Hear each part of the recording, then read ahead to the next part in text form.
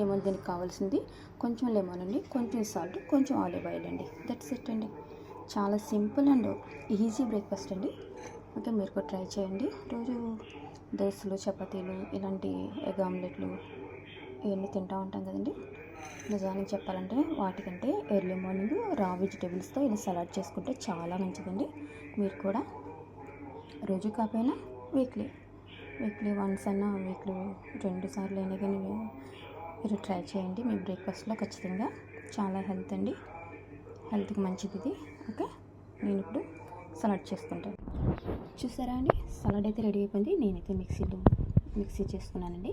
అంటే మరీ మెత్తగా కాకుండా చిన్నగా, ఓకే, చిన్నగా పీసెస్ కింద చక్కగా బాగుంటుందండి. అంటే అన్నీ ఒకే సైజులో ఉంటుంది కాబట్టి అలా చేసి క్యాబేజీ, క్యారెట్, క్యాప్సికమ్, కుకుంబర్ అంతేనండి. సలాడ్కి కావాలని అనడానికి ఏం లేదండి, నథింగ్ స్పెషల్. ఇంట్లో ఉన్న కూరగాయలతో చక్కగాను వీక్లీ వన్స్ అయినా కానీ సలాడ్ ఇలా ప్రిపేర్ చేసుకుని తినండి. హెల్త్